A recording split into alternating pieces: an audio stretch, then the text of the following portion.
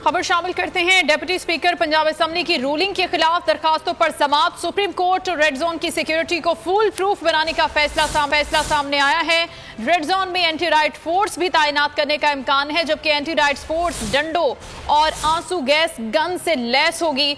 जराये के मुताबिक ये खबर सामने आ रही है। डिप्टी स्पीकर पंजाब असेंबली की रूलिंग के खिलाफ दरखास्तों पर समाअत के हवाले से सुप्रीम कोर्ट की सिक्योरिटी सख्त की गई है। रेड जोन समेत सुप्रीम कोर्ट की सिक्योरिटी फुल प्रूफ बनाने का ये अहम फैसला सामने आया है, जिसमें रेड जोन के अंदर एंटी राइट्स फोर्स भी तैनात की जाएगी।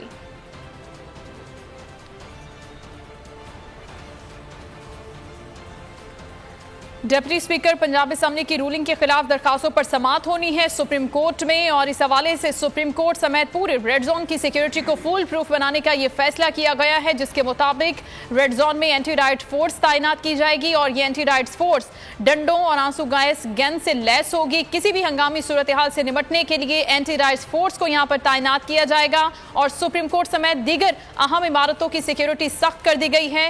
रेड जोन की मुकम्मल सिक्योरिटी के लिए एंटी राइट फोर्स तैनात की जाएगी। सब्सक्राइब करें और बेल दबाएं ताकि कोई खबर रह न जाए।